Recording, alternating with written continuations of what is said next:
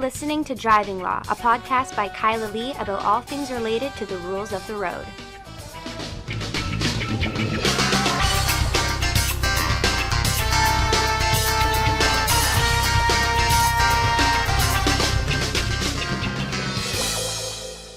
Hello and welcome to another episode of Driving Law. I am Kyla at Acumilan. With me, why are you laughing at me? Just because of the conversation that went on before you. No, okay, all right. Well, you're my co-host. You're Paul Doroshenko, and yeah, Driving Law. So we're doing this by video. This is like our third time of having a video, and you don't have as good lighting as I do. Look at yourself there.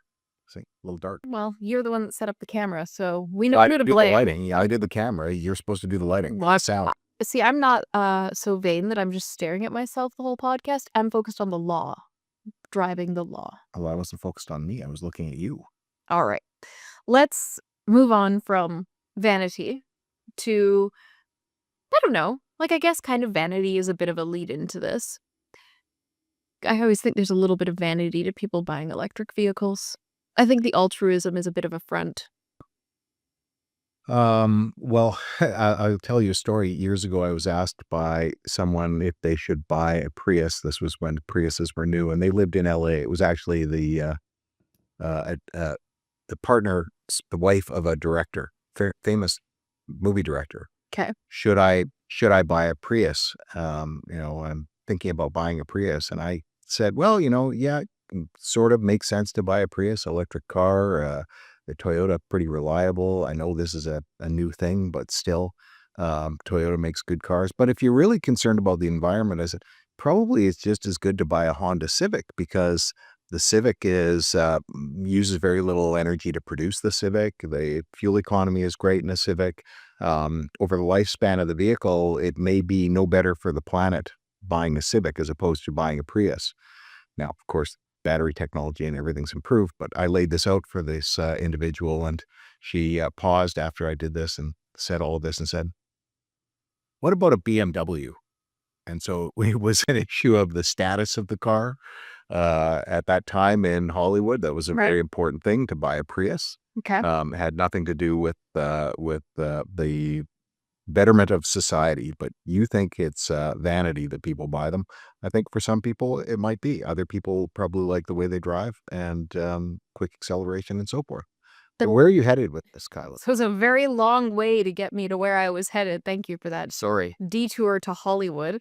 No, I bring this up because there have been new changes announced by Transport Canada, new regulations that will now prohibit the transportation of damaged or destroyed electric vehicles on ferries. Or non-operable electrical vehicles. So, and it's not just electrical vehicles, it's also hybrids. Yeah. So, yeah, Transport Canada was looking at it, and you can imagine what they were thinking. They're concerned that a ferry is going to end up going down because of a Tesla fire. And this is a concern that I've had. I've told you about this many times over. I confronted BC Ferries at some point or another on Twitter or something about my concerns with it. And they were trained to be able to handle it. Well, you get a vehicle fire and it goes to the next vehicle. And you like a Tesla that's on fire and another Tesla is parked nearby, or, good luck getting it out. You got 500 people on the ferry. Yeah, but it's one thing to have just a regular old vehicle fire on the ferry. I think the vehicle fires with the electric vehicles are more complicated to put out. Yeah, you have to wait till it burns through the metal before you can start pouring water on it, and all you're trying to do is keep it cold until it burns itself out. Yeah, but this is going to pose a big problem for people on Vancouver Island, on the Gulf Islands. Vancouver Island is a different thing. On the Gulf Islands, it's a much bigger concern, because if you have a fender bender, at that point, they can't tow your vehicle off one of those islands on a BC ferry. If your vehicle dies, it can't be started, won't drive, is inoperable, you can't tow it because it's got to be an operable vehicle. Right. So even if you're trying to get it into the dealership, you can't get it onto a ferry. But aren't there no places on Vancouver Island that do repairs of electric vehicles? No, there's tons of places on Vancouver Island that do repairs of electrical vehicles. You told me yesterday. No, it's a different issue. There's no vehicle recyclers. Oh. So when you write one off, There's nobody who will accept an electric vehicle for the purpose of disassembling it and selling the parts or what have you. So if you want to be Vancouver Island. the scrap car king of Vancouver Island, you should start taking The electric vehicles. Or if you just want to start your own business dismantling EVs on Vancouver Island, now's the time to do it, because Transport Canada has opened a door for you and closed the door for somebody who's running a business in the on the mainland. Okay. All right. So, my question is, or my concern is, we have a public insurer, right? Mm-hmm. You have a collision on Gabriel Island or Salt Spring Island, and your car is damaged and is visibly damaged. Yeah, okay. So public insurer, they're going to write it off. Then what happens to the car? It becomes yard art. Yeah. I mean, I could become yard art, but I think more likely ICBC is going to end up having to transport it, probably by barge. Maybe once a month, BC Ferries will offer a service with no passengers on it or something. $1,000 per car. At $1,000 per car. And you and me, ratepayers, are going to be the ones paying for it, for these people on these gorgeous islands getting their discount ferry service that somebody in Burnaby who never takes the ferry or in Williams Lake has to subsidize with their taxpayer money. Well, that's because the ferries are considered part of the highway system. So pull your jets there. I know. And they're driving around with their electric EVs and stuff as multimillionaires with their gorgeous coastline views. Sorry, you live in what city again? Where's our office? Look, I'm casting stones, but I live in a glass house. Yes, says the guy with 1,000 cars. Yeah, no EVs though. I drive 1970. You drive gas guzzling, emission making. I have a smart car. I drive a smart car. My main mode of transportation is a smart car. Yeah, okay. All right. Well, speaking of Vancouver Island, there's also other island-related driving law news that to some extent kind of touches on EVs, because if you've ever ridden in an Uber, the vast majority of them are Teslas. Feels tropical in BC right now. It's like island news. Okay. It's covering all island news. Yeah. When I see a Tesla, I just think of an Uber. Yeah. So Uber drivers in the Greater Victoria area have unionized, which is crazy. I can't believe Uber let them do it. I mean, they can't not let them do it, but I can't believe they did. We went from Uber drivers having basically no protections as an employee to the provincial government legislating protections to Uber drivers unionizing. Yeah. And I'm sure Uber terribly, wants more than anything to shut that down. But I can't see how they could do it without breaking the law. Well, yeah, I mean, there's obviously protections in law for unionizing. You can't fire people for trying to unionize. You can't discourage as an employer unionizing. If your company unionizes, you can't, fire everybody or close the company down to avoid the union situation. And this is really interesting that this has happened now, right after BC has finally opened it up so that Uber service is going to be available everywhere in the province. I mean, it's fascinating. And Uber is, I'm sure, just panicked right now to figure out what to do because it is completely contrary to their system. But what was their system? Their system was break the law to undermine taxi drivers. Allow people who weren't qualified to drive, and they took advantage of that when, taxis could have just got together and created a big, they could have approached the taxi companies and said, we'll create an app for you to help you, line up your clients quickly. But taxi companies did have apps, and they were terrible. They were terrible apps. But the point is their advantage was breaking the law. Yes. And now their advantage of breaking the law is getting whittled down. Yes. Yeah, I mean, there was the Supreme Court of Canada decision a few years ago that we talked about where the Uber drivers were successful in getting declared employees, right? No, was that California? There was something, a gig economy worker in Ontario. California, I thought. There was an Ontario one too, though, but I don't know if it was about Uber. Anyway, whatever.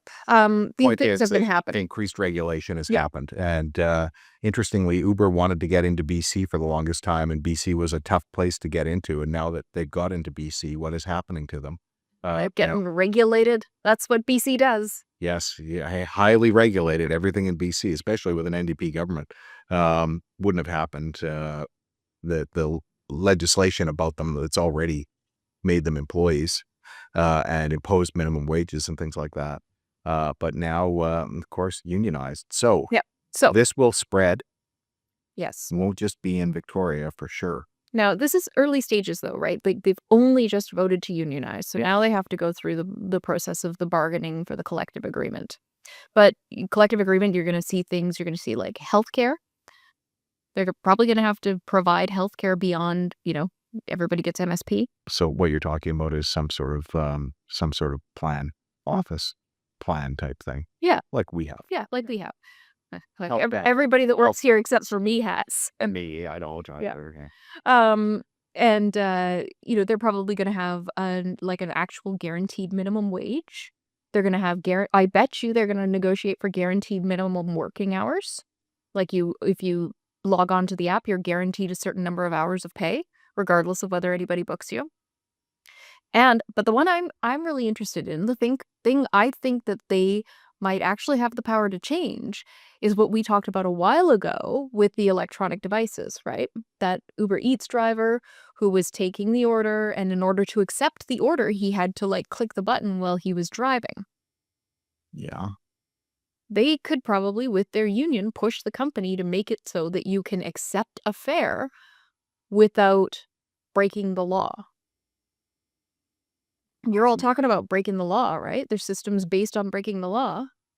It incentivizes you for clicking quickly. If anything, the union may work alongside of Uber to press the government for an exemption for Uber drivers to be able to touch their phones. Or they could push Uber to be able to allow them to acknowledge it verbally. Yeah, I think that's all you got to do is add an oral component. Yeah. I mean, it's not hard. But I think, here's the way. They want, you heard the But what are their complaints that led to the union?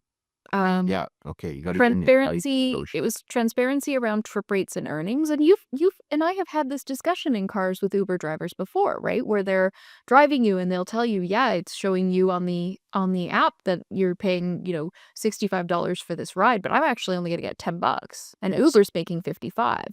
I always feel a little manipulated by that though, like they're trying to angle for a bigger tip because they get all of the tip. I don't like it.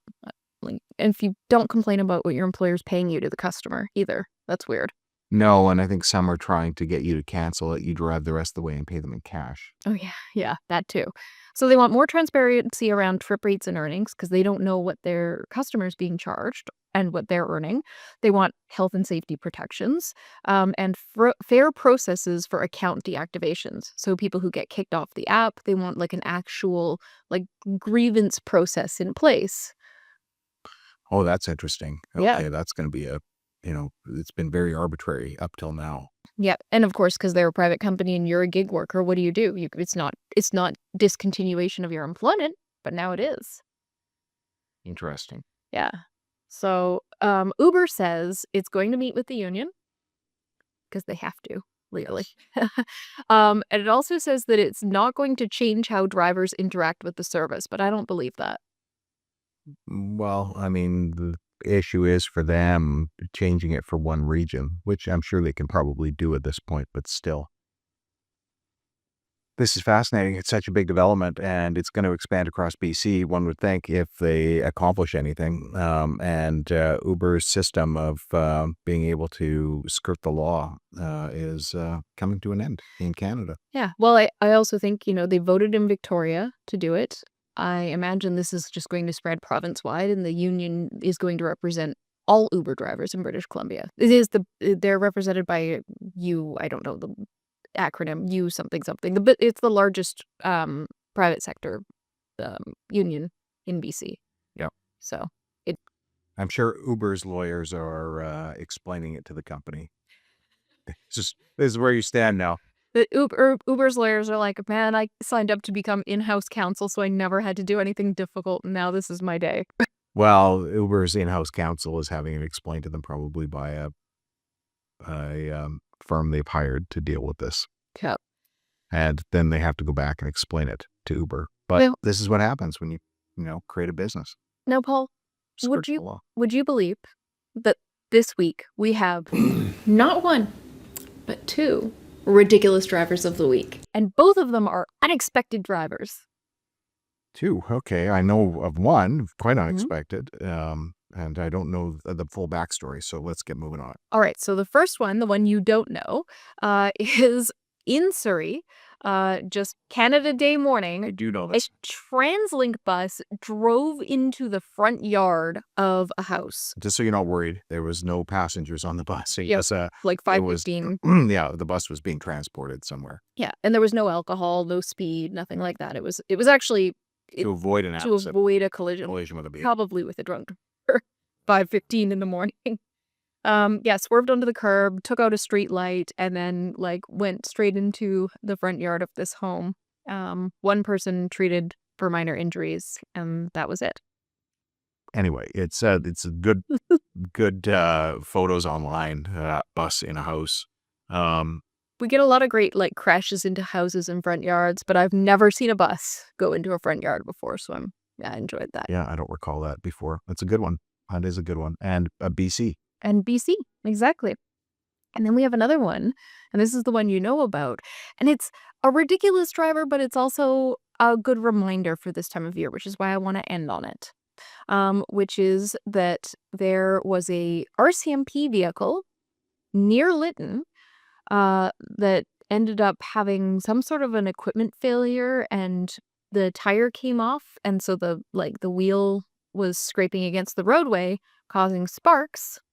And the sparks ignited a wildfire. My understanding is a trailer. Okay. And does it say what type of trailer? I don't know. It says, and not in the news story here, just RCMP trailer. Yeah, see, I'll bet it's a boat trailer. So what happens, it's fairly Yeah. common. A lot of people probably know about this already, but if you have a boat trailer, you back it into the water to unload your boat. Water gets into the wheel bearings, then you're driving along. You never think of wheel bearings, because how often do you ever think of wheel bearings? But you've submerged those whole wheels, and Hold on. water gets into the wheel bearings. I'm going to pause you. How often do you think about wheel bearings? I do at least once a week. Yeah. Uh, Carry on. and not just with trailers. No, I know. I did have a wheel bearing go on my TR6 once, and I was on the roadside. But I saw this. I just got back from vacation. I was away last week, but I saw this on the roadside. I saw this in Valemount. There was a boat trailer there that was up with no axle on the thing. It happens, and the RCMP honestly should be aware of this issue. If you have a boat and you're backing into the water, you got to be repacking the wheel bearings all the time. I live with fear. I have a boat on a trailer. I don't like to drive it. My wheel bearings were just repacked, but I'm terrified of driving it because I don't want to end up on the roadside again with one of these circumstances. And this one, of course, leads to a fire. So I didn't know this about the wheel bearings. It's all very not super interesting to me, but interesting generally. It's probably not going to change any of the decisions I make in my life. You don't have a boat trailer? Not yet. And never say never. But what I find interesting about this, from you telling me this, is wouldn't the RCMP boat trailer be required to go through a pre-trip inspection? Yeah. And, a pre-trip inspection of a boat trailer, for me, it includes grabbing the top of the wheel, putting my foot down on the bottom and shaking it to see whether or not the bearings are in good shape, and inspecting the bearings around the wheel to see whether or not you can see something that's spun out of it. Because when you get water in it, very often it'll spin the water, and the grease will get out of it because it makes it thinner. You are right, though. I think you are right that it was a boat trailer, because they say it was part of their underwater recovery team. Yeah. That was searching for a missing swimmer. It's a very common thing for boat trailers to have their wheels, basically heat up, almost light on fire. In this case, the wheel comes off, goes sparking down the road, starts a forest fire that is currently still out of control, I think. Yep, lots of evacuation orders in place currently. So, good reminder that I didn't know. When I said good reminder for this time of year, I was thinking about, when you're driving, there's a lot of things that your vehicle can do that can cause sparks. Don't throw cigarettes out your vehicle window. I've been seeing people do that. I've seen 5 of those incidents in the last little while. On a cigarette out of their car. Yeah, and isn't the fine $10,000 now? I don't know, but I've seen it too. I've seen it a couple times. Yeah. So don't. And walked out, and there's one burning in the middle of the street from somebody who threw their window threw it out their window.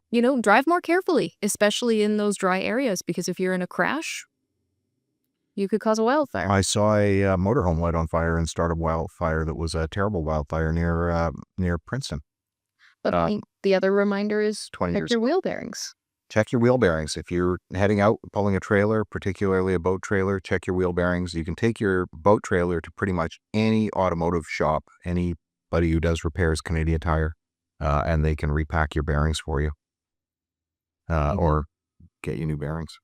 Great. Well, I learned something new on this podcast today. The wheel bearing version of the podcast. The last thing I wanted to talk about, and I know we did our ridiculous driver of the week in the middle, but I did want to talk a little bit about Vancouver.